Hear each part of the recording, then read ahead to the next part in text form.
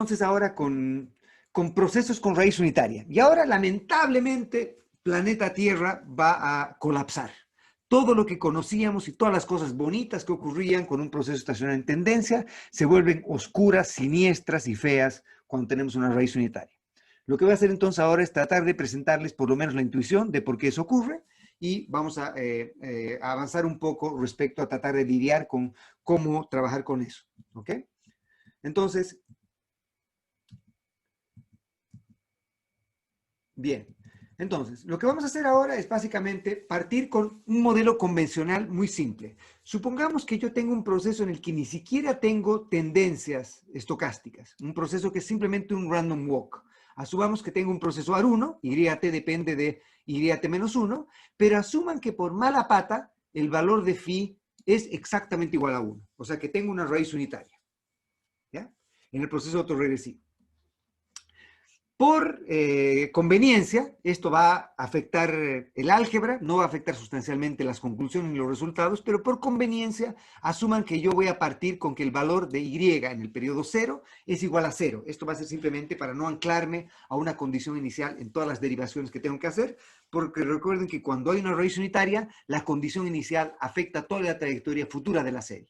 Entonces, asumiendo que partimos con un valor de Y sub 0 igual a 0, ¿para qué quiero hacer eso? Para que simplemente la YT sea la sumatoria de todos los shocks que hay entre el periodo 1 y el periodo T y no dependan de un valor Y particular, sino que estamos haciendo que ese Y es 0 para eliminar esta condición inicial de nuestras derivaciones. Como les digo, esto no es crucial para ninguno de los resultados que vamos a derivar, pero simplemente va a ser más llevadera el álgebra. ¿Ok? Entonces, asumamos que el verdadero valor de θ es 1 y que la condición inicial era que Y0 era igual a 0. ¿Qué ocurre entonces ahora? Que yo puedo escribir a los Y sub t como Y0, que estoy asumiendo que es 0, más la suma de todos los shocks que van del periodo 1 hasta el periodo t. Voy a asumir por ahora, simplemente para hacer la derivación intuitiva fácil, voy a asumir que los uso normales, ¿ya? Después voy a demostrar que esto no es necesariamente, no necesito normalidad de los usos, pero voy a obtener normalidad de los usos para que ustedes le den un saborcito rápido de qué ocurre por qué la teoría asintótica convencional fracasa. Y no solo fracasa, sino que fracasa estrepitosamente cuando tengo raíz unitaria. Entonces, lo que va a ocurrir en el caso este es que si parto con Y sub 0 igual a 0, el Y sub t va a ser simplemente la suma de t shocks, ¿no es cierto? Donde cada shock tiene esperanza igual a 0, por lo tanto la esperanza es igual a 0. Cada shock es normal, por lo tanto va a ser la suma de n normales, que va a tener también una distribución normal. Cada shock es ortogonal uno del otro, por lo tanto la covarianza entre los shocks va a ser 0. Y la varianza de Y sub t va a ser simplemente la suma de las varianzas de estos shocks, que son simplemente t shocks, cada uno de varianza sigma cuadrado, por lo tanto voy a tener varianza sigma cuadrado por t. ¿Estamos de acuerdo? Bien, ¿qué ocurría si es que yo decido hacer la estimación por mínimos cuadrados ordinarios? Entonces voy a obtener el estimador de teta gorro, y el estimador de teta gorro va a ser simplemente la sumatoria de YT menos 1, dividido la sumatoria de YT menos 1 al cuadrado, ¿de acuerdo? Si yo resto eso del verdadero valor de teta, que es 1 en este caso, de phi, que es 1 en este caso, entonces va a quedar simplemente la sumatoria de Y sub t menos 1 dividido, perdón, por U sub t, dividido la sumatoria de los YT menos 1 al cuadrado. ¿Sí? Ese es el estimador OLS de este parámetro. ¿Sí? Y si es que el verdadero proceso es que el phi es igual a 1, esto va a ser lo que voy a obtener ahí. ¿Ok?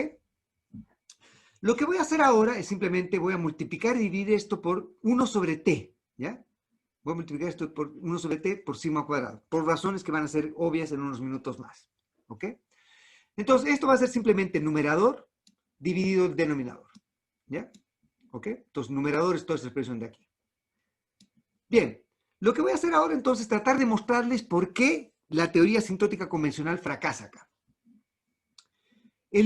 Voy a mostrarles ahora entonces, para hacer eso voy a partir con el siguiente caso. Quiero que evaluemos por un minuto qué es YT cuadrado. Y esto hemos hecho básicamente también, o algo parecido hemos hecho cuando hemos tratado de derivar la distribución asintótica de un proceso autorregresivo en las primeras clases. ¿Ok? Si el verdadero proceso que genera los datos es que YT es igual a YT menos 1 más U sub t, es decir, si el verdadero valor de phi es 1, entonces YT va a ser simplemente esta expresión de acá, ¿sí? Porque el verdadero valor de phi es 1, ¿sí? ¿Ok? Esto elevado al cuadrado, entonces va a ser simplemente el y menos 1 al cuadrado, más el doble producto del primero por el segundo, más el segundo al cuadrado, ¿sí? Por lo tanto, con esto voy a tratar de recuperar esta expresión de acá, una expresión para y menos 1 por u sub t, que es justamente lo que tengo metido aquí, en el numerador. Y entonces, si yo reemplazo o despejo esta parte de acá, el y menos 1 sub t va a ser simplemente un medio de esta expresión que tienen aquí. ¿Están todos de acuerdo? ¿Sí? ¿Ok? Pero ahora, dado que el YT es condición inicial más la suma de todos los shocks entre el periodo 1 y el periodo t, entonces la diferencia entre el YT al cuadrado y el YT menos 1 al cuadrado va a ser simplemente que voy a tener que van a ir colapsando los términos que son iguales y me va a quedar solamente que me va a quedar condición terminal, que no va a poder ser eliminada con la condición terminal en el periodo anterior, menos condición inicial que está acá y que no está acá, ¿no es cierto? Por lo tanto, acá va a estar el y sub 0, que estoy asumiendo que es igual a 0. ¿Sí? Recuerden que estoy imponiendo el supuesto que el y sub 0 es igual a 0 y esto se me va a ir. ¿Ok? Si no se me va a quedar este y sub 0 al cuadrado, que por eso les digo que simplemente va a ser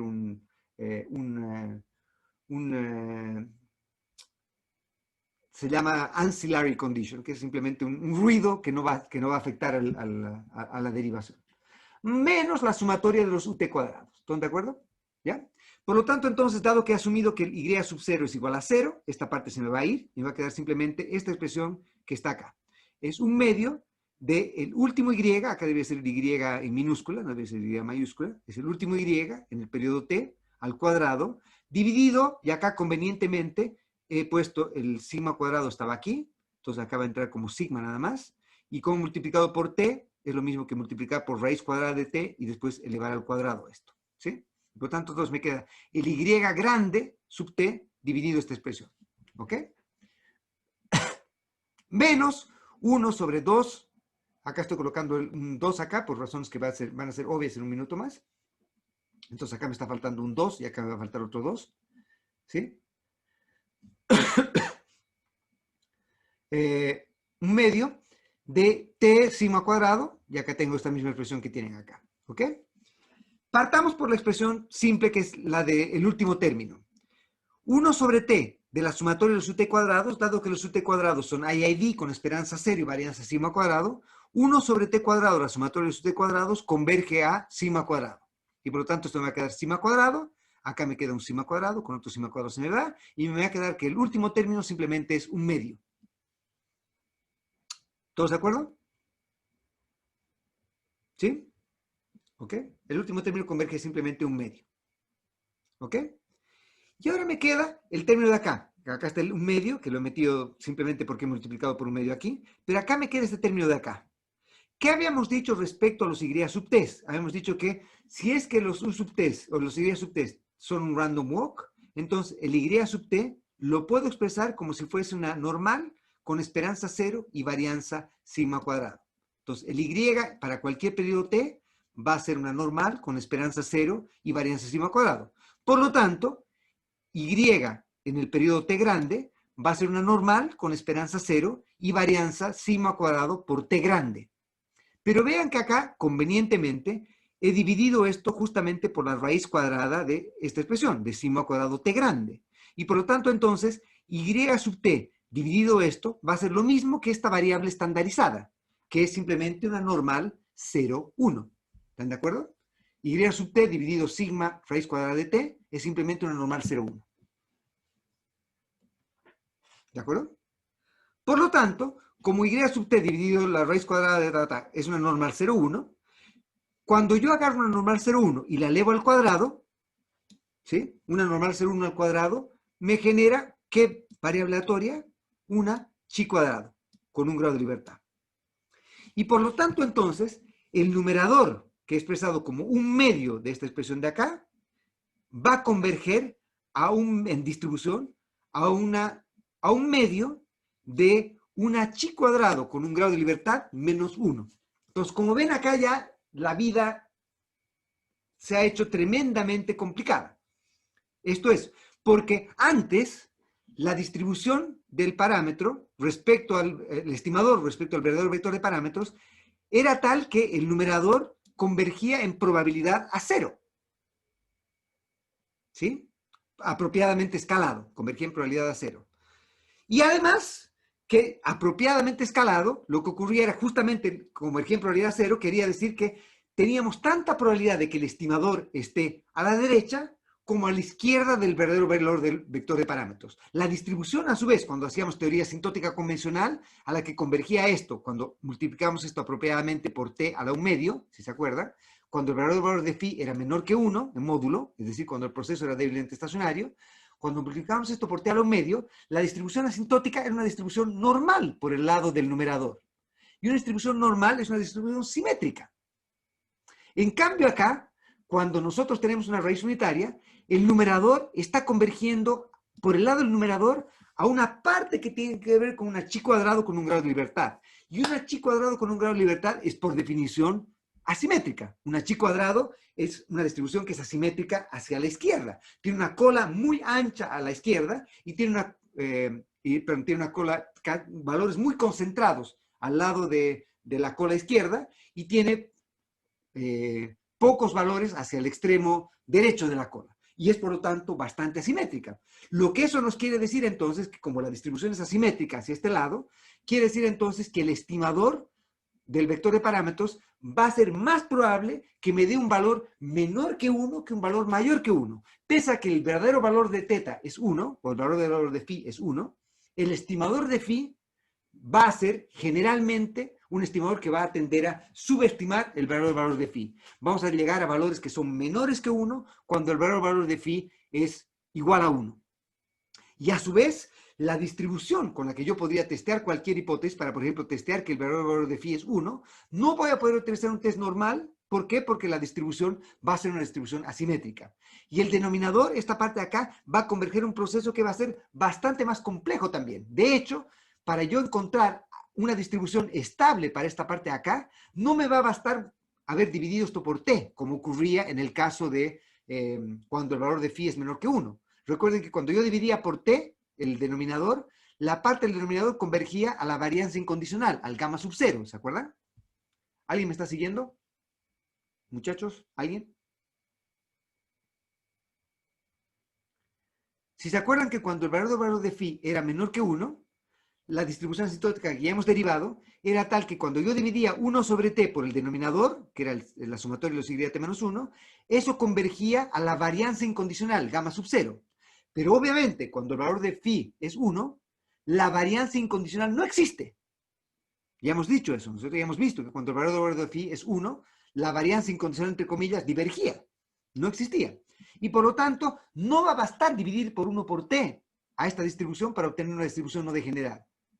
Voy a tener que dividir esto por t al cuadrado para obtener una distribución que va a ser convergente. Eso quiere decir que si yo divido el numerador por 1 sobre t y el denominador por 1 sobre t cuadrado, quiere decir que yo voy a tener que dividir o expresar, multiplicar toda esta expresión por t. ¿Sí? Perdón. Esta expresión por t. ¿Sí? Y por lo tanto, eso quiere decir que la distribución que hace que phi gorro menos el verdadero valor de phi, cuando el verdadero valor de phi es 1, sea una distribución no degenerada, es un valor en el que tengo que escalar esto, no por t a la 1/2, como escalaba en el caso de la teoría asintótica convencional, para un proceso autoregresivo estacionario. No por t a la 3/2, que es lo que tenía que hacer cuando tenía que obtener el estimador del parámetro cuando yo tenía una tendencia lineal, sino que tengo que multiplicar esto por t para obtener una distribución que sea no degenerada. Y por lo tanto, el estimador de phi, cuando el verdadero valor de phi es 1, va a ser también súper consistente, porque converge a una velocidad más rápida que t a la 1/2, t a la menos 1/2. Converge con Omicron t a la menos 1, porque necesito multiplicar por t para obtener una distribución no degenerada. Pero a diferencia del caso de nuestra distribución para los coeficientes de un proceso asociado a estacionario en tendencia, la distribución asintótica en un proceso estacionario en tendencia era normal, ¿no es cierto? Todo era normal. Acá, cuando tengo una raíz unitaria, la distribución no va a ser normal. Va a ser una distribución que va a ser asimétrica, va a ser rara, va a depender de cosas raras que ni siquiera hemos derivado todavía. Lo voy a empezar a derivar en unos minutos más cómo debería ser la distribución con la que debería trabajar en este caso. De hecho, esta distribución es tan rara, tan distinta, tan exótica, tan curiosa, asimétrica, muy distinta a todo lo que hemos visto antes, que se le puso un nombre nuevo a esta distribución. Y ese nombre nuevo es obviamente el nombre de las personas que por primera vez documentaron este caso, que son los señores Dickey y Fuller. Y por eso es que la distribución esta se llama la distribución Dickey-Fuller, que probablemente han debido escuchar hablar en sus cursos de econometría en pregrado, ¿no es cierto?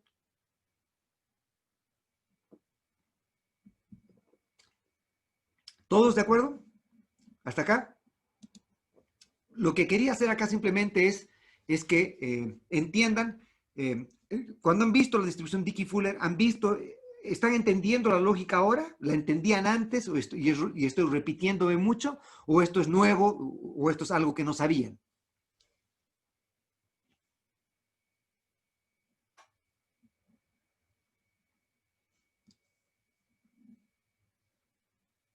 Ok, Alberto Nuevo, ok. Ok, perfecto, ya. Bien. Entonces, no solo nuevo, pero espero que interesante, divertido y curioso. Hemos encontrado algo que nos está sorprendiendo.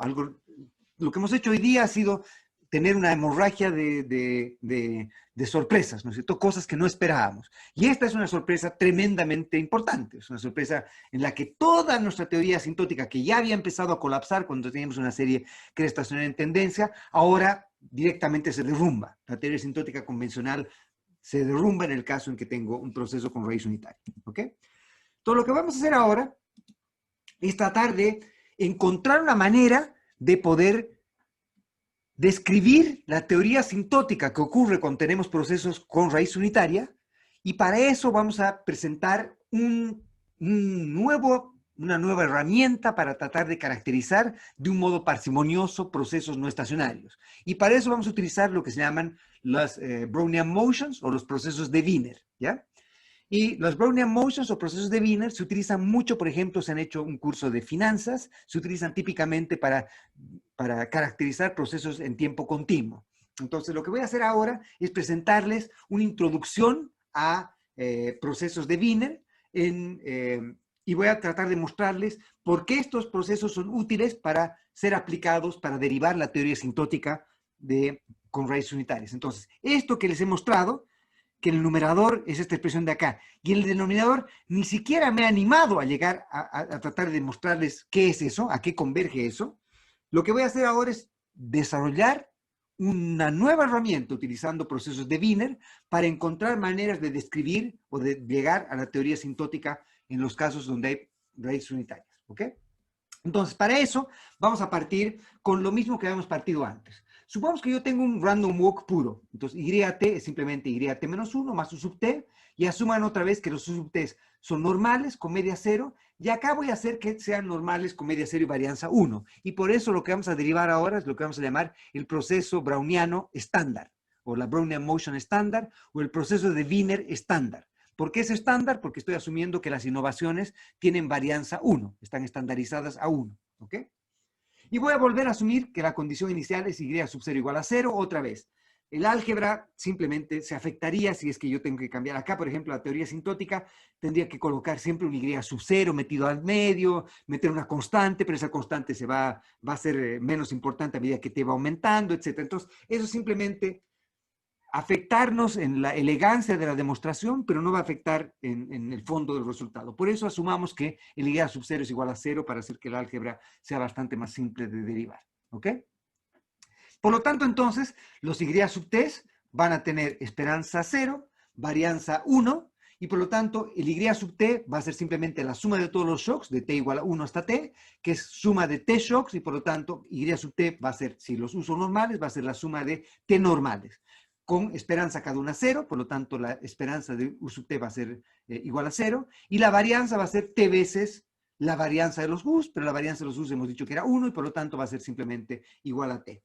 ¿Qué distribución tenía Y? Entonces, distribución normal. ¿Ok?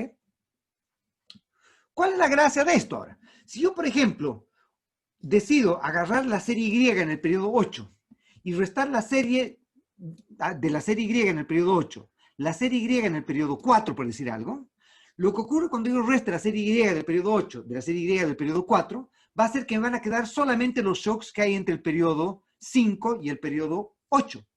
¿Me siguen?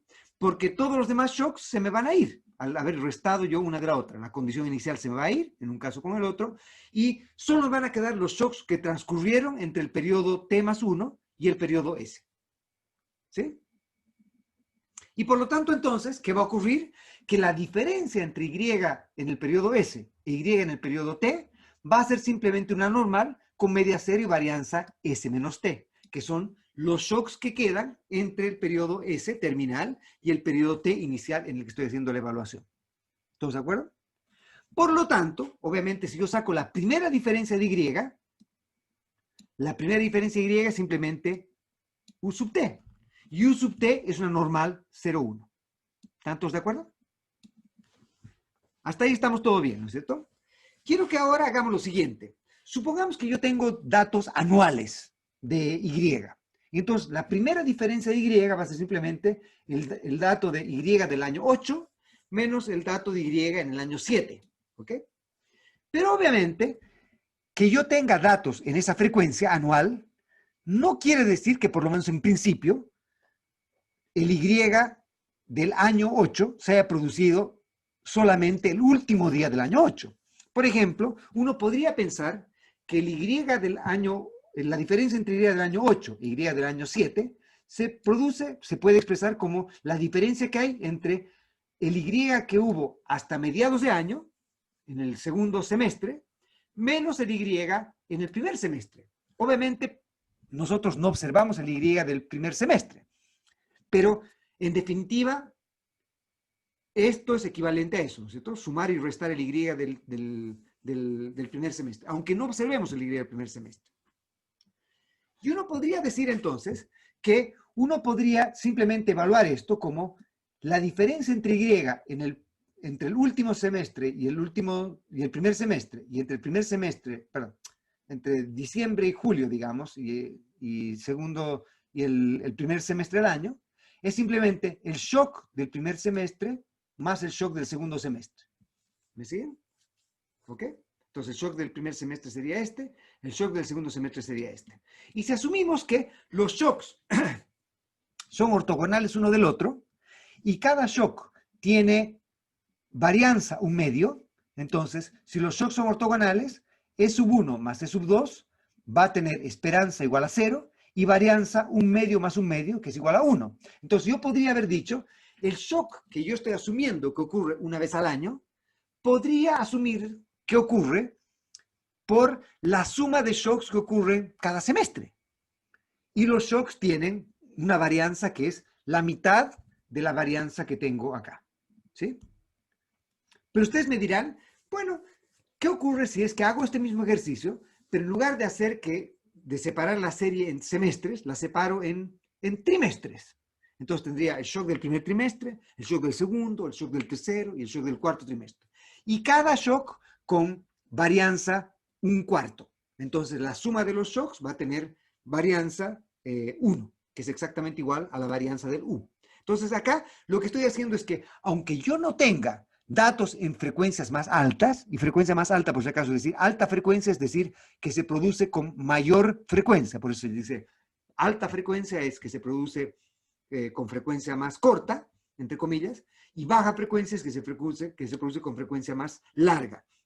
Entonces, una serie de alta frecuencia es, por ejemplo, una serie de datos por segundo o por minuto o lo que fuera, ¿ok? Y una serie con frecuencia más baja es simplemente la frecuencia anual, mensual, trimestral, etc. Entonces, uno podría decir, bueno, pero ¿por qué hemos separado el tiempo en trimestres? ¿Por qué no separarlo en meses? Y entonces acá tendría 12 shocks, el shock del primer mes, del segundo, del tercero, del cuarto, hasta el 12º mes. Y cada shock con varianza un 12º. Y con eso reproduzco lo mismo. Observacionalmente yo observo solamente esto, pero yo puedo hacer el ejercicio mental de asumir que la diferencia en esto es el resultado de shocks ortogonales que se dan a frecuencia alta. Y alguien me podría decir, bueno, pero ¿por qué estamos trabajando con datos mensuales? ¿Por qué no trabajamos con datos, o por qué, perdón, por qué no pensamos que los shocks son shocks semanales en lugar de shocks mensuales? Y entonces lo que haríamos, tendríamos 52 shocks, y sería el shock de cada semana, y cada shock tendría una volatilidad de 1 sobre 52. Y alguien diría, pero no, ¿por qué no trabajamos con shocks diarios? Y entonces en lugar de, tendríamos 365 shocks, 366 en año bisiesto, y 1 sobre 365 o 1 sobre 366 sería la varianza del shock diario, entre comillas. Pero alguien dirá, bueno, pero el tiempo no solo transcurre en días, ¿por qué no lo hacemos por horas? Entonces agarraríamos los 365 días del año por 24 horas y tendríamos esa cantidad de shocks. Y alguien diría, no, pero ¿por qué no hacemos shocks por minutos? Entonces sería 365 por 24 por 60 y ahí tendríamos shocks por minuto. Y alguien diría por segundo, entonces sería 365 por 24 por 60 por 60 y así hasta por décima de segundo, centésima de segundo, milésima de segundo, millonésima de segundo, etcétera, etcétera, etcétera, hasta que hagamos que los shocks se produzcan en tiempo continuo. Es decir, que vayan ocurriendo shocks ortogonales en periodos cada vez más pequeños de tiempo, que hagamos que el n vaya infinito. Y por lo tanto, llevamos esto a shocks que tienen frecuencia continua. ¿Ok? Y por lo tanto, entonces, si hacemos ese caso, el caso en el cual nosotros hacemos que el n vaya al infinito, entonces lo que vamos a hacer es producir lo que vamos a llamar una Brownian motion. ¿Ok?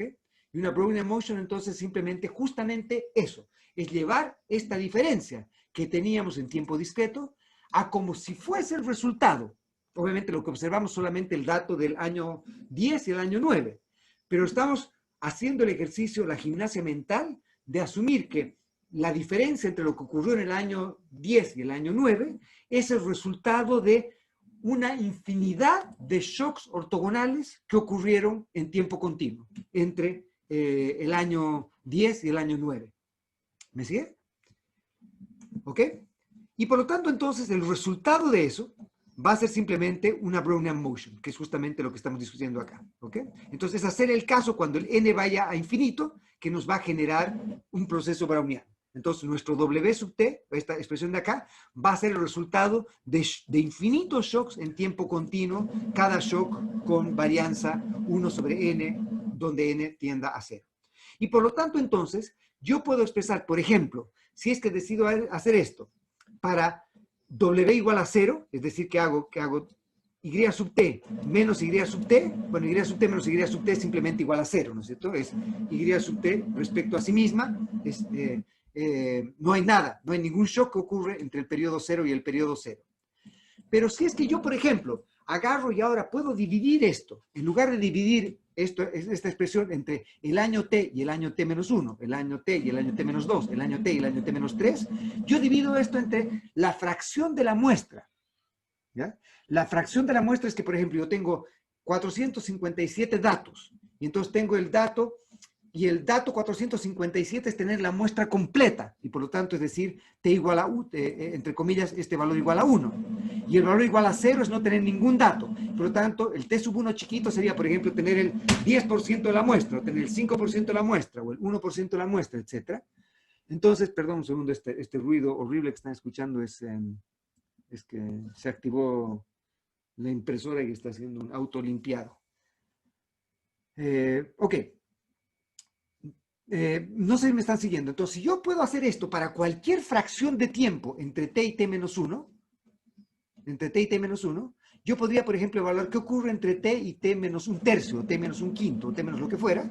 Entonces, cuando yo haga eso, yo voy a poder agarrar y simplemente reexpresar esto como la diferencia entre una normal que hay entre el periodo este y el periodo este, y va a seguir siendo lo mismo que he hecho antes acá, que es una normal S menos T. No sé si me están siguiendo. ¿Sí? Y por lo tanto, entonces, un proceso browniano hasta S y un proceso browniano hasta T es lo mismo que expresar una normal con esperanza 0 y varianza S y una normal con esperanza 0 y varianza T. Y por lo tanto, la diferencia de un proceso browniano evaluado en S y evaluado en T va a ser lo mismo que decir una normal con esperanza 0 y varianza S menos T. ¿Ok? ¿De acuerdo? Bien, hasta ahora todo fácil, ¿no es cierto? Entonces lo que hemos hecho es simplemente mostrar cómo podemos llevar lo que hemos hecho hasta ahora, que recuerden que ¿por qué estamos haciendo esto? Porque esto es lo que vamos a hacer típicamente, ¿no es cierto? Vamos a tratar de evaluar qué ocurre con la primera diferencia de una serie cuando tenemos una raíz unitaria. Y la gracia que estamos viendo ahora es que podemos caracterizar esta primera diferencia como el resultado de un proceso browniano. ¿Ok? ¿Ya? Obviamente estoy asumiendo normalidad. ¿Sí?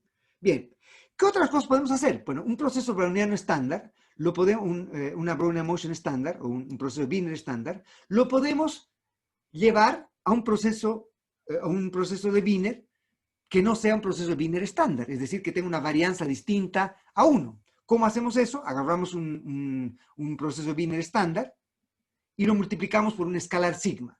Y al hacer eso, entonces sabemos que como esto es simplemente un normal 0 con varianza t, ¿sí? Al multiplicar por sigma, la varianza de esto va a ser sigma cuadrado t. Y por lo tanto, entonces, si es que volvemos a este caso acá y hacemos que el u sub t tenga una varianza sigma cuadrado, va a ser lo mismo que escribir esto como sigma veces un proceso browniano estándar, un proceso Wiener estándar.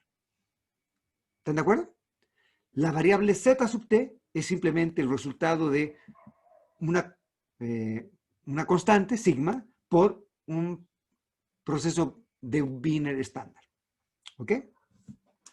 Ustedes me dirán, bueno, ¿tenemos maneras más exóticas de escribir una chi cuadrado? Y yo les digo, sí. ¿Qué les parece si les presento esta manera de escribir una chi cuadrado? T veces una chi cuadrado con un grado de libertad es lo mismo que agarrar un proceso de Wiener estándar y elevarlo al cuadrado. ¿Por qué? Porque un proceso de Wiener estándar es simplemente una normal con media cero y varianza t. ¿Sí? Con varianza t. Eso es lo mismo que raíz de t de una normal 0,1. Si elevo al cuadrado, me va a quedar simplemente raíz de t al cuadrado, va a ser simplemente t, y una normal 0,1 al cuadrado es una chi cuadrado con un grado de libertad. Por lo tanto, un proceso de Wiener estándar, un proceso de Wiener estándar al cuadrado es equivalente a t veces una chi cuadrado con un grado de libertad. Quiero que vean por qué, otra vez, quiero tratar de que todo lo que estamos haciendo acá tiene una lógica, un sentido, hay un plan maquiavélico detrás de esta locura. Y es que justamente, recuerden que hay un viejo amigo que ha aparecido cuando hemos tratado de empezar a tratar de derivar la distribución asintótica en el caso que teníamos un proceso que no era débilmente estacionario, ¿no es cierto? Que cuando el phi era 1, hemos visto que el numerador había una parte donde aparecía una chi cuadrado. Entonces, ahora he encontrado una manera, diría yo, bastante bonita, de expresar una chi cuadrado, utilizándola como una función de procesos de Wiener. ¿Ok? Lo que vamos a hacer ahora es presentar entonces un teorema que es un teorema fundamental que se llama el teorema funcional central del límite. Lo que ustedes han visto en sus cursos anteriores, en pregrado y en el curso de econometría 1 de posgrado, es el teorema central del límite que nos mostraba, que intentaba responder la segunda pregunta que típicamente intentamos responder. La primera pregunta que generalmente intentamos responder utilizando teoría asintótica es cuán alejado está un estimador del verdadero vector de parámetros, y para eso utilizamos variantes de leyes de grandes números, ¿no es cierto? Para responder la segunda pregunta es cómo hacemos inferencia para un tamaño de muestra dado respecto a dónde se encuentra el vector de parámetros, o queremos testar una hipótesis respecto al verdadero vector de parámetros. Típicamente utilizamos teoremas centrales del límite. Lo que voy a hacer ahora es presentarles una generalización del teorema central del límite que se llama el teorema funcional central del límite. ¿Ok? Partamos por la manera simple de presentar el teorema central del límite. Típicamente, entonces, en el caso más simple que ustedes tienen, supongan que ustedes tienen una secuencia de variables aleatorias u sub t, y esta variable aleatoria u sub t es IID, es independiente, idénticamente distribuida, con esperanza 0 y con varianza sigma cuadrado. Entonces, el estimador del promedio de la esperanza poblacional es simplemente 1 sobre t de la sumatoria de los u sub t. Entonces sería simplemente u barrita, sería simplemente el estimador de la esperanza, ¿no es cierto? Dado que los u sub t son IID con esperanza 0 y varianza sigma cuadrado, lo que han hecho en su curso de econometría es mostrar que raíz t del estimador de la media, el promedio muestral, converge en distribución anormal con media cero y varianza sigma cuadrado. Tal vez lo han expresado de un modo distinto, este mismo teorema central del límite, como U barra, o sea, el promedio de los U's, menos su esperanza poblacional, que en este caso es cero, dividido la raíz cuadrada del estimador de la varianza del promedio muestral, ¿no es cierto? Y si es que reordenaban esa expresión, llegaban a esto que era una manera de expresar el teorema central del límite, ¿ok? Cuando hemos hecho el teorema central del límite, entonces lo que estamos diciendo es que si nosotros promediásemos las observaciones que tenemos, sacamos con eso el estimador de la media y multiplicamos eso por la raíz cuadrada del número de observaciones que tenemos, esto debiese converger a una distribución normal con esperanza cero y varianza sigma cuadrado a medida que t va tendiendo a infinito. ¿Ok? Consideren ahora un caso particular de esto, en el que, por ejemplo, nosotros agarramos y tenemos una muestra de tamaño t grande, y lo que hacemos es que solamente tomamos y promediamos t medios de estas observaciones. Entonces tomamos solamente la primera mitad de la muestra, y con la primera mitad de la muestra calculamos el promedio muestral. Y ahora utilizamos solamente la primera mitad de la muestra, aunque hacemos que el tamaño de la muestra se haga arbitrariamente grande. Entonces, obviamente, vamos a agarrar solamente la primera mitad de la muestra, pero hacemos que t va a infinito. Entonces, obviamente, si ustedes hicieran eso, lo que debiese ocurrir es simplemente que van a tener lo mismo que tenían siempre, el promedio muestral, ¿no es cierto?, con t medios observaciones, que es lo que tiene, multiplicado por el número de observaciones que tienen, que sería la raíz cuadrada de t medios, ¿ok?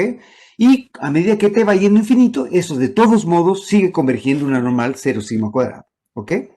Y ustedes podrían decirme, bueno, ¿por qué hago esto solamente con t medios? Porque recuerden que el truco que estamos utilizando es que estamos haciendo que el tamaño de muestra vaya yendo a infinito. Ustedes podrían decirme, bueno, yo podría hacer esto mismo que acabamos de derivar, lo podría hacer para cualquier tamaño de muestra. Entonces, por ejemplo, podría agarrar y simplemente agarrar la suma de todos los U sub t desde t chiquita igual 1 hasta t r estrellita, donde t r estrellita es simplemente la parte entera de t veces r, donde r es simplemente un número que está entre 0 y 1. Entonces, por ejemplo, r podría ser un medio, y si es que r es un medio, entonces acabamos con esta expresión que tenemos acá, que sería simplemente que estamos tomando la primera mitad de la muestra, ¿sí? Si hacemos que r valga 2/3, entonces va a ser 2/3 partes de la muestra de observaciones que tenemos de UT.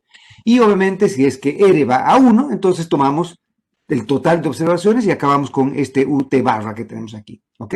Definan ahora una nueva variable aleatoria que se va a llamar X sub T grande R, donde recuerden T grande es el tamaño total de la muestra y R es la fracción de la muestra que estamos considerando. Entonces acá estamos haciendo simplemente 1 sobre T de la suma de los U sub T, pero solo hasta la fracción TR estrellita de la muestra. Entonces, por ejemplo, si R otra vez era un medio, entonces acá estamos sumando solamente la primera mitad de las realizaciones de U sub T. ¿Ok? Ahora, si es que volvemos al caso que estábamos discutiendo cuando teníamos una raíz unitaria en el proceso, si teníamos un proceso como esto, entonces habíamos dicho que dada la condición inicial que y sub 0 era igual a 0, cada observación de y era lo mismo que tomar la suma de los u's desde el periodo 1 hasta el periodo en el que estamos haciendo la evaluación. Y por lo tanto, entonces, yo podría definir ahora una función escalonada o una step function que va a ser lo siguiente, ¿no es cierto?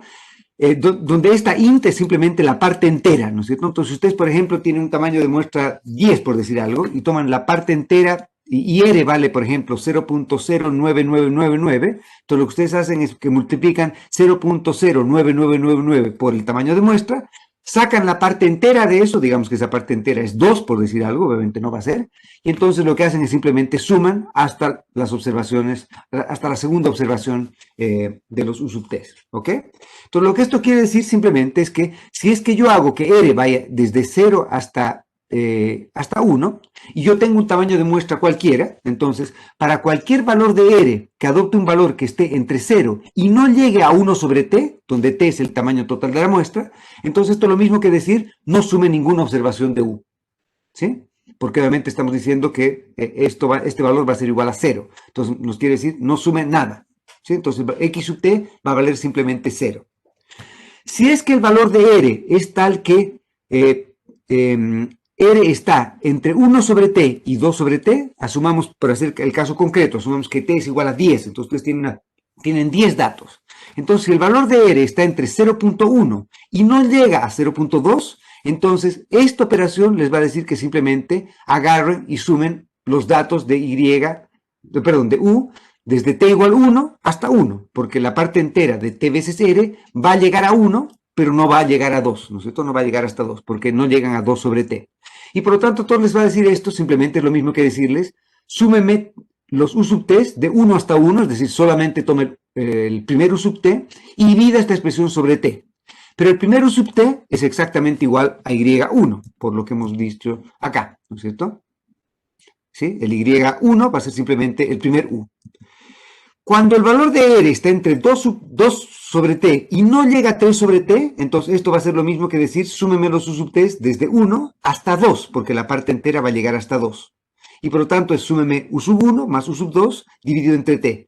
Pero U sub 1 más U sub 2, si es que los Y sub t eran random walks, va a ser simplemente igual al valor efectivo de Y en el segundo periodo. Y así sucesivamente hasta que llegue al valor de R igual 1, y cuando llegue al valor de R igual 1, la parte entera de T veces R va a ser simplemente igual a T, y entonces me va a decir, súmame todos los U sub T y divídeme esto entre T. Entonces el último dato que tenemos acá es simplemente igual al promedio de todos los U sub T, ¿sí? ¿Ok? Que es, otra vez, el Y sub T grande si es que tenemos un random walk. ¿Ok?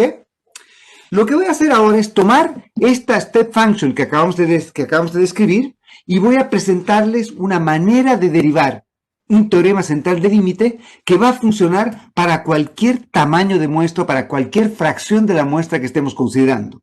Entonces, lo que voy a hacer es básicamente lo siguiente. Quiero que analicen conmigo esta expresión. Recuerden que esta x sub t es una función escalonada que en el denominador tiene a t. ¿Sí? En el denominador está siempre t. ¿Ok? Y entonces, lo que les digo es que ahora, para cualquier valor de r, multipliquen esta variable aleatoria, este proceso x sub t, multiplíquenlo por raíz de t. Y obviamente entonces, por la definición que hemos tenido de nuestros x sub t eran simplemente 1 sobre t de la sumatoria de esta expresión. Y entonces, como hemos multiplicado esto por raíz de t, y teníamos en el denominador de x sub t 1 sobre t, nos va a quedar simplemente lo mismo que 1 sobre la raíz de t de la sumatoria de esta expresión de acá. ¿Están de acuerdo? ¿Sí? Y por lo tanto, entonces, yo podría hacer el siguiente ejercicio. Tienen acá el raíz de t, tienen acá la sumatoria de los U sub t. Avíseme si es que hay algún problema. Me acaba de decir que hay un problema conectándose a la red. No. Ok. Bien. Entonces, teníamos el raíz de t de acá, la sumatoria de los sub t, y ahora el viejo truco de toda la vida de multiplicar y dividir la expresión por algo en los dos lados. Y en este caso va a ser simplemente la raíz de TR estrellita, donde recuerden que el TR estrellita era esta expresión de acá. ¿Ok? Por lo tanto, entonces ahora yo podría simplemente ver que la distribución de este producto va a ser simplemente igual a la distribución de esta parte A por esta parte B. ¿Me están siguiendo? La parte de A es una parte fácil de ver. Cuando t va a infinito, lo que ocurre es que esta expresión de acá debiese converger simplemente a raíz de R, ¿sí? Y cuando t va a infinito, esta parte de acá va a ser exactamente igual al mismo truco que hemos discutido acá, solo que ahora estamos simplemente tomando en cuenta la parte de la muestra que va hasta TR estrellita, ¿no es cierto? Entonces estamos tomando simplemente la suma de, por ejemplo, 1/3 dividido entre 1/3 de la muestra, ¿sí? Cuando t va a infinito. Y por lo tanto, esta expresión que debiese funcionar para la primera mitad de la muestra, también funciona para la segunda mitad, para la tercera mitad, para la, yo qué sé, para cualquier parte, ¿no es cierto? Para cualquier fracción de la muestra, no solo la mitad, sino para 1/3, 1/4, 1/5, 1/10. Cuando t va a infinito, de todos modos, toda esta expresión, el tamaño de muestra va a ser arbitrariamente grande igual, aunque el R sea relativamente chico. ¿Me siguen? Cuando t va a infinito, igual vamos a tener infinitas observaciones con las cuales hacer esta sumatoria. Y por lo tanto, teoría asintótica también va a funcionar acá. Y por lo tanto, entonces, esta expresión de acá va a seguir convergiendo a lo mismo que convergía esta de acá, a nuestra normal 0 sigma cuadrado, ¿ok? Y por lo tanto, entonces, si es que esta expresión está mal, ¿no es cierto? Acá debe haber un t a la, esto debe ser t a la menos un medio. ¿Ok? Y por lo tanto, entonces, voy a entregarles la corrección al final de la clase. Voy a subir la corrección de los typos que hemos encontrado en esto, que han sido varios, ¿no es cierto? ¿Ok? Bien, y por lo tanto, entonces, la parte A converge a raíz de A, la parte B converge a una normal, y por lo tanto, entonces, nuestro teorema funcional central del límite nos dice lo siguiente. Raíz t de x sub t, dividido sigma, queremos dividir esto entre sigma, ¿para qué? Para que la parte que estaba con la varianza de acá nos quede una normal estándar, y por lo tanto dividimos entre sigma, y entonces nos dice que raíz t de xtr por sigma converge en distribución a una Brownian motion evaluada en R, donde R es simplemente la participación de la muestra con la que estamos trabajando, ¿ok? Y obviamente W sub R, como hemos discutido antes por nuestra definición de procesos brownianos, es simplemente una normal con media cero y varianza R, donde R ahora está entre 0 y 1. ¿Me siguen? Perdón, también va en paréntesis. ¿A qué te refieres? Claro, o sea, esta expresión de acá, sí, es todo entre paréntesis, tiene razón, es todo entre paréntesis. Es que es lo mismo que decir simplemente esta expresión de acá, ¿no es cierto? Debería ser entre corchetes más bien. Debe ser porque es la función que estamos definiendo como t estrellita, ¿no es cierto? La parte entera de t veces r. ¿Ok, Diego?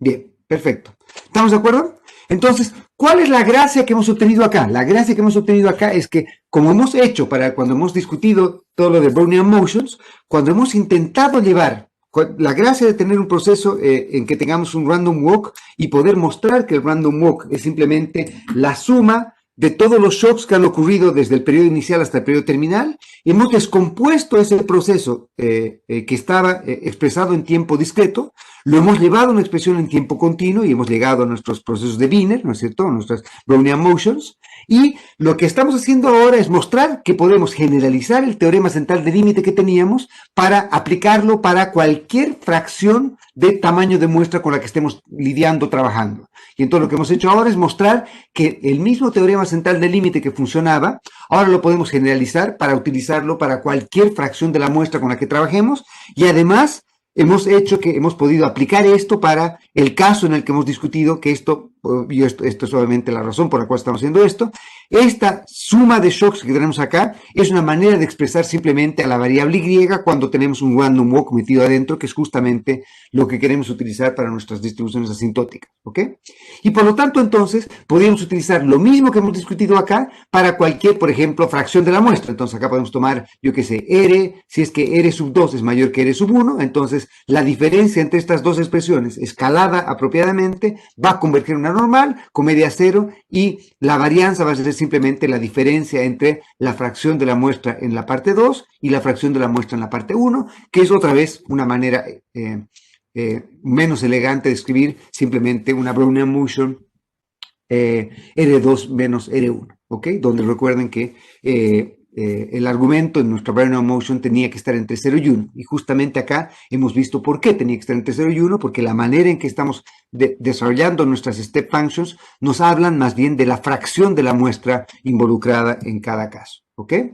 Y ahora ustedes podrían simplemente darse el lujo de decir que lo que han hecho hasta ahora en sus cursos de econometría, cuando han visto teoría asintótica y teorema central del límite, es un caso ultra tricontra particular de lo que hemos visto hasta ahora, porque este es el caso en el cual ustedes han hecho la evaluación para cuando toman R igual a 1. ¿Sí? Si R es igual a 1, entonces lo que han hecho es simplemente han tomado el total de su muestra, y tomando el total de su muestra, esto converge a, obviamente, W1, y ese W1 simplemente una normal 0,1, ¿sí? Y por lo tanto, entonces, ustedes han llegado a una manera de poder expresar esto de acá, como exactamente ustedes lo han hecho en su curso de econometría 1. Entonces, la gracia del teorema funcional central del límite es que nos entrega una generalización respecto al teorema central del límite. ¿Para qué vamos a usar eso? Perdón, alguien tenía una duda. Ese R estrellita converge a un R sin estrella. Claro, ¿no es cierto? Porque obviamente lo que ocurre es que a medida en que t vaya yéndose infinito, entonces lo que va a ocurrir es que la parte entera de t veces r va a converger a r, ¿sí? Porque aunque ustedes tengan 0.00000000999991 de la muestra, cuando t vaya a infinito, eso va a ser simplemente la fracción 0.000091 de la muestra, ¿no es cierto? Que obviamente es lo mismo que simplemente sacar el límite de esta expresión cuando t va a infinito. Entonces lo que ustedes hacen es, como esta es una expresión en que el numerador va a infinito, el denominador va a infinito, ustedes dividen sobre t el numerador, dividen sobre t el denominador, entonces van a tener que la parte del denominador converge a 1 y la parte del numerador converge simplemente al r, ¿no es cierto? No es r estrellita, es t por r estrellita. T por r estrellita es esta función que nos dice, tomen la parte entera del producto entre t veces r. ¿Ok? ¿Estamos de acuerdo, Julián? Muy bien. Entonces, sí, acá me están faltando corchetitos para que se entienda mejor esto. ¿Sí? Bien, prometo que vamos a tener eso en la próxima clase. ¿Ok?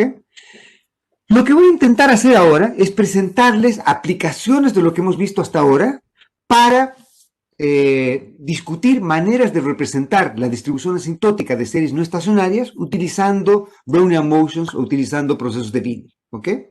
Y entonces, por ejemplo, una cosa que podríamos hacer es simplemente agarrar y decir, supongan que lo que yo quiero, y vamos a discutir en un minuto más por qué nos puede interesar hacer eso, supongan que yo quiero evaluar una manera de tener una expresión para el valor de y en cualquier periodo, dividido el tamaño total de la muestra, dividido el cuadrado del tamaño total de la muestra. ¿Y por qué quiero hacer eso? Porque una cosa que vamos a hacer, quiero que vean una cosa que vamos a hacer después, es que vamos a mostrar que para la distribución de, por ejemplo, un proceso con raíz unitaria, necesitamos expresiones para 1 sobre t cuadrado de la sumatoria de algo, ya sea de los y sub t menos algo, o de los y sub t menos algo al cuadrado. Entonces, lo que quiero hacer es simplemente mostrarles maneras en las cuales podemos utilizar lo que hemos hecho hasta ahora, Brownian motions y estas step functions, para representar este tipo de procesos, ¿ok? Entonces, por ejemplo, yo quisiese hacer una suma de 1 sobre t cuadrado de la sumatoria de los y, de t igual 1 hasta t menos 1, entonces una manera de poder hacer eso es simplemente agarrar y tomo esta step function, exactamente igual como la hemos descrito acá, ¿no es cierto? Acá tenemos los y, ¿sí? Pero acá los y los hemos dividido solamente entre t. Entonces, si es que yo quisiese agarrar y dividir esto entre t cuadrado, esto va a ser lo mismo que agarrar todas las cosas que tengo acá. Recuerden que esto es simplemente una step function para cada uno de los y. Y entonces, si yo sumase todas estas expresiones de acá, perdón, sumase 1 sobre t por cada una de estas expresiones, va a ser lo mismo que agarrar y calcular la suma de las áreas que hay en rectángulos que tienen. Si ustedes miran, si ustedes se imaginan, en el eje de las X, la fracción del tiempo, entonces tienen hasta 1 sobre t del tiempo, hasta 2 sobre t del tiempo, hasta 3 sobre t del tiempo, hasta 4 sobre t del tiempo, hasta que finalmente tienen hasta t sobre t del tiempo, o sea, hasta r igual 1, y tienen entonces en el eje de las X en el primer punto 0 hasta r igual 1 sobre t, desde 1 sobre t hasta 2 sobre t tienen la observación y1 sobre t, y desde el valor 2 sobre t hasta la observación 3 sobre t tienen la observación y2, digamos que era 8, 8 dividido el tamaño de muestra, y así sucesivamente hasta llegar al r igual a 1, ¿me siguen? Entonces tienen como una step function que tiene en la parte de las X, para cada una de las barritas, para cada una de las barras de nuestra X sub t, tienen un valor que tiene un tamaño de 1 sobre t. Y en el eje de las Y tiene una observación que tiene un tamaño y1 sobre t. Entonces, si ustedes quisiesen calcular el área de ese rectángulo, el área va a ser simplemente base por altura, la base es 1 sobre t y la altura es y1 sobre t. Entonces, base por altura va a ser simplemente y1 sobre t cuadrado, que es justamente la expresión que tengo acá, ¿no es cierto? El y dividido el t cuadrado. Y por lo tanto, entonces, la suma de estas cosas va a ser lo mismo que integrar entre 0 y 1 este function que tengo acá. Eso me va a dar lo mismo que haber hecho la sumatoria de 1 sobre t de los y sub t. ¿Están de acuerdo? porque cada una de estas observaciones tiene masa 1 sobre t. ¿Sí? Y por lo tanto, entonces, la integral de 0 a 1 de x sub t de r va a ser simplemente es exactamente igual a una manera de representar 1 sobre t cuadrado de la sumatoria de los y rezagados un periodo. ¿Ok? ¿De acuerdo? Por otro lado, si es que yo agarro a esta misma x sub t, como la hemos definido antes, pero la multiplico por raíz de t, multiplicar esto por raíz de t va a ser lo mismo que, multiplicando esto otra vez por raíz de t, va a ser lo mismo que multiplicar, o que tomar esta misma expresión que tengo acá, esta sumatoria, pero en lugar de multiplicarla por 1 sobre t cuadrado, es multiplicarla por 1 sobre t a la 3 medios. ¿Están de acuerdo? ¿Sí? Y mi propuesta es que 1 sobre t a la 3 medios de la sumatoria de los y sub t menos i converge en distribución a sigma por la integral de Brownian motions de w sub r. ¿Ok? La demostración de eso es relativamente simple y ya la podemos hacer porque ustedes la han visto cuando hemos visto la distribución asintótica de series estacionarias en tendencia. Quiero que por un minuto vengan conmigo y evaluemos esta expresión que tengo acá. T a la menos 3 medios de la sumatoria de los y sub t menos 1. ¿Ok? ¿Ok? Quiero que vean esta expresión y quiero que recuerden que si los y eran random walks, ¿no es cierto? Entonces, cada uno de los y era lo mismo que tomar, digamos, el y1 simplemente igual a u sub 1. Y2 es u sub 1 más u sub 2, el y3 es u sub 1 más sub 3, más sub 2 más sub 3, hasta el y t menos 1, que es el último y que tenemos acá, que es simplemente la suma de todos los y hasta el periodo, o todos los u's hasta el periodo t menos 1. ¿Ok? Y por lo tanto, entonces, esta sumatoria, o sea, t a la menos 3 medios de la sumatoria de los y sub t menos 1, yo lo puedo expresar como simplemente t a la menos 3 medios de esta suma de acá. Pero si notan, lo que va a ocurrir es que entonces yo tengo, digamos, el u sub 1 va a estar sumado t menos 1 veces, porque tengo un u sub 1 acá, el u sub 1 va a estar acá, el u sub 1 va a estar acá, el u sub 1 va a estar en todas las expresiones de acá. El u sub 2 va a estar en todas las expresiones menos en la primera. El u sub 3 va a estar en todas las expresiones menos en la primera y en la segunda, y así sucesivamente. Y por lo tanto, entonces, esta cosa de acá, si es que yo tengo que los y son un random walk, es equivalente a esta expresión de acá, y esta expresión de acá es simplemente esto de acá, expresado, como les decía, ¿no es cierto? Que cada uno de los sub t va a ser sumado t grande menos t chica veces, ¿ok? Y entonces podemos ahora reordenar esto. T a la menos 3 medios multiplicado por t me va a dar simplemente t a la menos 1 medio de la sumatoria de los sub t menos t a la menos 3 medios por la sumatoria de t por u sub t. ¿Ok? Pero ahora quiero que recordemos lo que hemos derivado en teoría asintótica de un proceso estacionario en tendencia. Y hemos visto que si es que teníamos que nuestros u sub t eran AID con esperanza cero y varianza sigma cuadrado, perdón un segundito, Jorge, en un minuto volvemos, ¿ok? ¿Ok?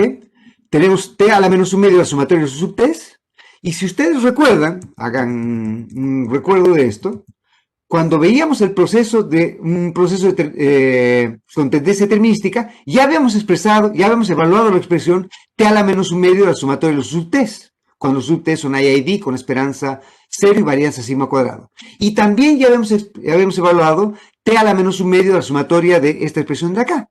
Y ya habíamos visto que por teorema central de límite nada más, podríamos demostrar que este numerador convergía en distribución a una normal 0 sigma cuadrado y esta parte de acá convergía a una normal 0 sigma cuadrado tercios. Y que la distribución conjunta de esta cosa acá era una normal con esperanza 0 y varianza sigma cuadrado por Q. ¿Ok? Entonces, todo esto ya lo hemos visto, la distribución de cada uno de estos argumentos. ¿Sí? Y por lo tanto, entonces, lo que estamos diciendo acá es que si es que nosotros evaluamos esta expresión de acá y los y son un random walk, si los y son un random walk, podemos expresar cada y como la suma de los u's desde el periodo 1 hasta el periodo el que estamos haciendo la evaluación, y por lo tanto esta va a ser una suma infinita de estos u's. ¿Cuántos de estos u's? Si es que cuando t va a infinito, ¿no es cierto? O de t veces estos u's, ¿no es cierto? O t menos 1 veces estos u's. Y por lo tanto, entonces, ¿cuántos u sub 1 hay? T menos 1 u sub 1. ¿Cuántos u sub 2 hay? T menos 2 u sub 2. Y así sucesivamente. Por lo tanto, entonces, esta expresión de acá, todo esto de acá, es equivalente a esto de acá, y esto de acá es equivalente a esto de acá.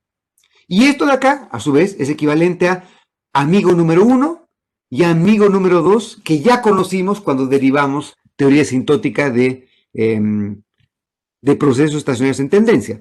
Por lo tanto, como ya sabemos que esta es la distribución asintótica de estas dos expresiones de acá, la diferencia de estas dos expresiones va a ser simplemente igual a que si yo tengo una normal y le sumo y le resto otra normal, una normal más menos otra normal va a seguir siendo normal. ¿Con qué esperanza? Bueno, la esperanza de la primera más la esperanza de la segunda. La esperanza de la primera es 0, la esperanza de la segunda también es 0, por lo tanto va a tener esperanza 0. ¿Y la varianza cuál va a ser? Bueno, va a ser simplemente la varianza del primer término más la varianza del segundo término, y en este caso, menos 2 veces la covarianza entre el primero por el segundo. Pero conozco la varianza del primer término, conozco la varianza del segundo término, y conozco la covarianza entre el primero y el segundo término. Por lo tanto, entonces, esta expresión de acá, que es exactamente igual a esta expresión de acá, que es igual a esta expresión de acá, yo la puedo recuperar utilizando lo que hemos visto con teoría sintótica para series estacionarias en tendencia.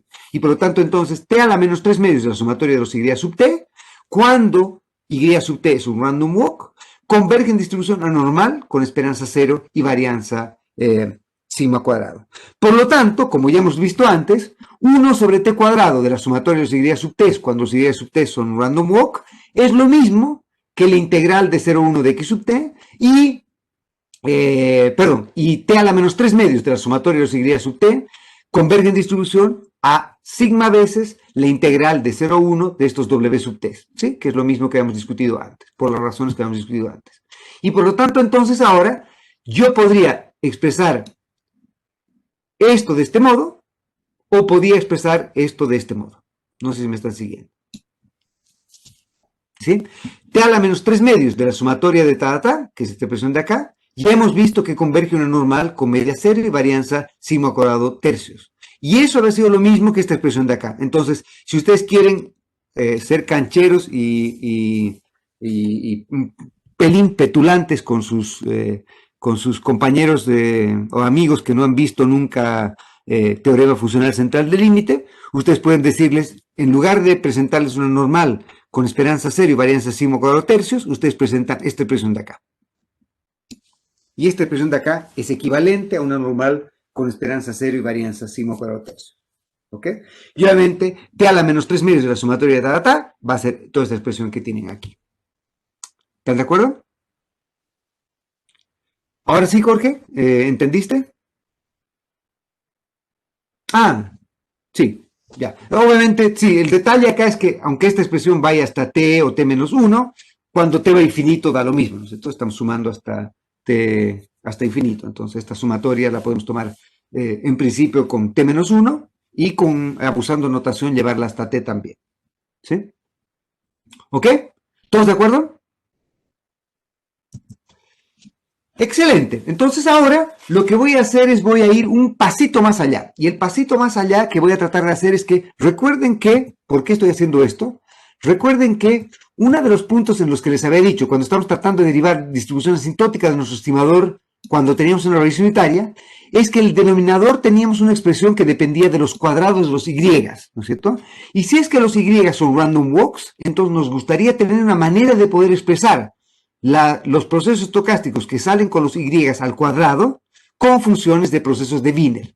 Y entonces lo que voy a hacer ahora es tratar de encontrar una manera de reexpresar no funciones de sumatorias de los y, sino funciones de los y cuadrados. Y entonces lo que voy a hacer ahora es, voy a definir ahora una nueva step function, una nueva función escalonada, que la voy a llamar S sub t, que también depende de la fracción de la muestra, y esta S sub t va a ser la misma que teníamos antes para nuestra X sub t, esta función escalonada que teníamos para nuestra X sub t, solo que ahora, en lugar de a esta X sub t que teníamos, simplemente ahora voy a agarrar a esa misma X sub t, la voy a multiplicar, la voy a elevar al cuadrado y la voy a multiplicar por t.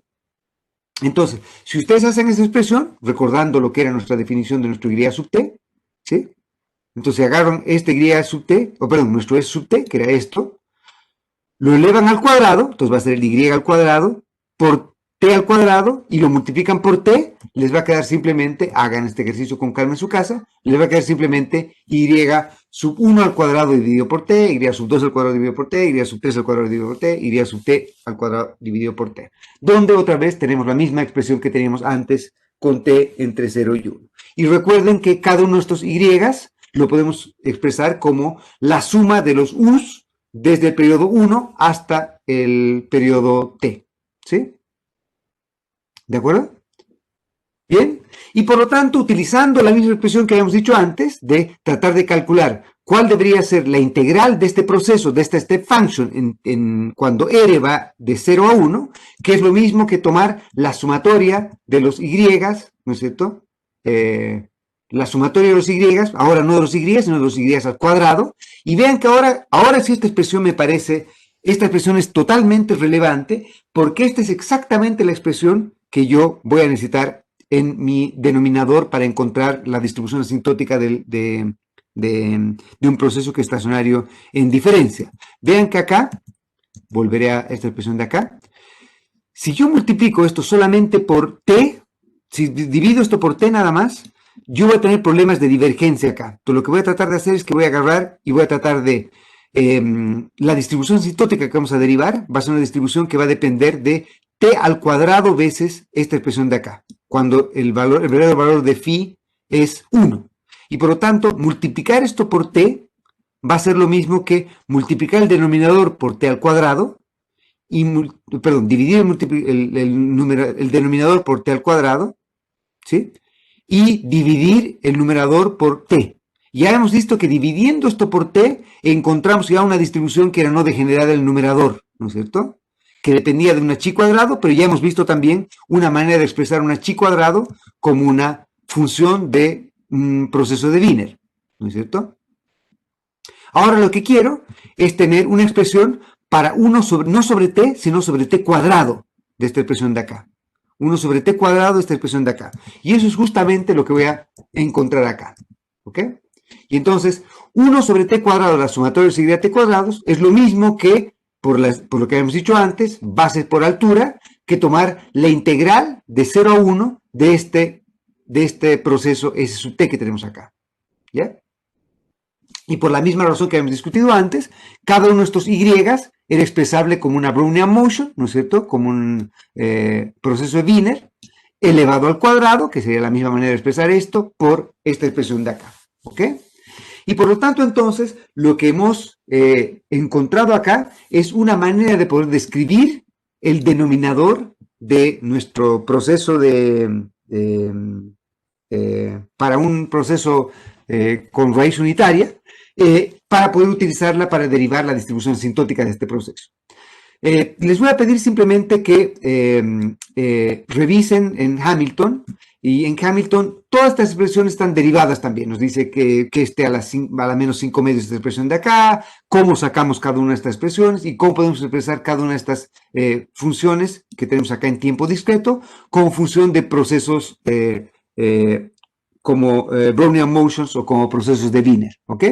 Y lo mismo para cada una de estas expresiones de acá. De hecho, en Hamilton está el listado de todas estas cosas de acá que nos van a servir tanto para procesos estacionarios en tendencia como para procesos estacionarios en diferencia, ¿no es cierto? Entonces, algunas cosas lo utilizamos para procesos estacionarios en tendencia, otras lo utilizamos para procesos estacionarios en diferencia, y nos muestra cómo podemos asociar cada expresión que típicamente vamos a necesitar para derivar teoría asintótica de procesos no estacionarios con procesos de Wiener, ¿ya? Entonces, por ejemplo, esta expresión que tienen acá es justamente el numerador de la distribución del proceso cuando teníamos un proceso con raíz unitaria, ¿sí? Es justamente el numerador de la parte de acá, ¿sí?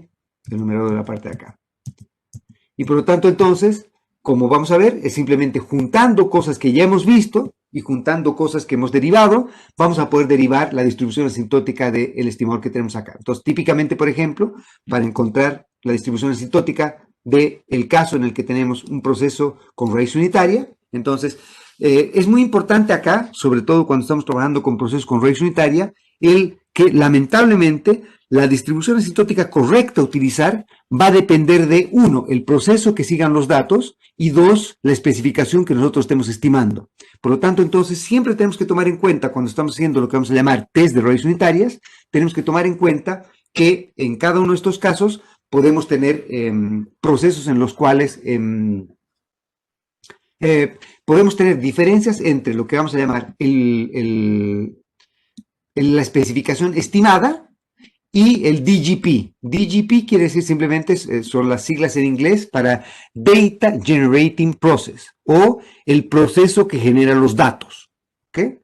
Entonces, el DGP, o el proceso que genera los datos, es el verdadero proceso detrás de lo que estamos estimando. Entonces, supongan que el verdadero proceso que genera los datos es un random walk puro. Y este es lo que vamos a llamar el caso 1 para hacer un test de raíz unitaria. Entonces, supongan que el verdadero proceso que genera los datos es un random walk puro. No es un random walk con drift, es decir, no hay una constante más metida en este proceso, sino que simplemente un camino aleatorio puro. ¿Ok? Y ustedes estiman un proceso en el que no incluyen una constante. Entonces, es muy importante acá esto. ¿Por qué lo harían? Este caso es poco realista. Típicamente ustedes generalmente cuando estimen procesos van a incluir constantes. Pero si ustedes estimasen un proceso en el cual no incluyen la constante y estiman un proceso AR1 para acá, y tienen la mala pata de que el valor de phi es cualquier cosa menos 1, cualquier cosa en el sentido de que es un valor que es, perdón, tienen la mala pata de que el valor de phi es exactamente igual a 1. Podría haber sido cualquier cosa menos 1, no cualquier cosa, sino para que el proceso es estacionario, sino que phi puede ser cualquier valor menos menor que 1. Podría ser 0.999999999. Si ustedes pueden tener que phi es un 0 y infinitos 9 nueves detrás de esa expresión, pero que no llega a 1, la distribución asintótica de ese proceso va a ser raíz t, rho gorro menos el verdadero rho, converge en distribución a normal con media 0 y varianza 1 menos phi cuadrado, que es justamente lo que habíamos discutido en el caso de teoría asintótica para series estacionarias. Pero si tienen la mala pata de que el verdadero valor de phi es exactamente igual a 1, entonces cuando el verdadero valor de phi es exactamente igual a 1, ustedes saben que lamentablemente nuestro maravilloso castillo de cristal de teoría asintótica convencional colapsa. ¿Por qué? Porque ustedes saben que el numerador que tenían acá no converge en distribución a una normal, sino que la distribución a la que converge es una distribución que es asimétrica. Y como hemos visto ya en la demostración que hemos hecho, el numerador convergía a un medio de esta cosa acá, era simplemente una chi cuadrado con un grado de libertad, ¿no es cierto? W sub 1 al cuadrado era una manera elegante de decir una chi cuadrado con un grado de libertad. Y ya hemos visto entonces que el numerador converge en distribución a un medio de la diferencia entre una variable aleatoria, que es una chi cuadrado con un grado de libertad, menos 1. Entonces lo que va a ocurrir es que, como una chi cuadrado es una distribución asimétrica, entonces esta parte de acá también va a ser asimétrica. Lo que ocurre a su vez, para estabilizar el denominador, no nos basta multiplicar el denominador por 1 sobre t. Si multiplicamos el denominador por 1 sobre t, lo que va a ocurrir es que esta expresión de acá va a seguir, el denominador va a diverger todavía. Y si diverge todavía, entonces quiere decir que la expresión de numerador sobre denominador va a converger en distribución y en probabilidad a 0. O lo que es lo mismo, que obviamente el teta gorro va a ser un estimador consistente del verdadero teta, que en este caso es 1. ¿Sí? Entonces, si multiplicamos por raíz t el numerador y multiplicamos por raíz t el denominador, el numerador sobre denominador va a converger en probabilidad y en distribución a 0. Si multiplicamos por raíz t nada más, multiplicar por raíz t sería simplemente lo mismo que multiplicar esto por 1 sobre t, ¿sí? Y acá multiplicar esto por 1 sobre t a la menos 3 medios, ¿sí? Lo que va a ocurrir en ese caso es que, como hemos dicho antes, es que la distribución de esto va a colapsar en una normal, pero esta parte de acá va a seguir divergiendo. Y por lo tanto, lo que ocurre es que multiplicando esto por raíz t, esta distribución multiplicada por raíz t va a seguir convergiendo en distribución y en probabilidad a 0. No va a converger a una distribución no degenerada. Para conseguir una distribución no degenerada de teta gorro menos 1, necesitamos multiplicar esto por t para estabilizar la distribución. Y para estabilizar la distribución, entonces, multiplicar esto por t es lo mismo que multiplicar el denominador por 1 sobre t y multiplicar el denominador por 1 sobre t cuadrado. El numerador ya hemos visto que converge a esto, y el denominador, por lo que hemos expresado antes, ¿no es cierto? El denominador, esta expresión de acá, convergía a esto de acá. Y por lo tanto, entonces, numerador sobre denominador va a converger a esta expresión. Vean que acá el sigma cuadrado que aparece en un lado, por acá, en el numerador, también aparece en el denominador. Y por lo tanto, el sigma cuadrado se me va a ir. Y por eso la distribución de este test no va a depender del sigma cuadrado. Lo mismo que ocurría en el test, la distribución asintótica de procesos que eran débilmente estacionarios, cuando el verdadero valor de phi era menor que 1 en valor absoluto. Pero si el verdadero valor de phi es exactamente igual a 1, y nosotros estimamos un proceso R1, y queremos testar la hipótesis nula, que el valor de phi es 1, lamentablemente, para este caso en que queremos testear que la hipótesis que phi es 1, la distribución asintótica de ese test no es normal, y la distribución asintótica de ese test necesita ser multiplicada no por raíz de t, sino por t, para tener una distribución que sea no degenerada. ¿Ok?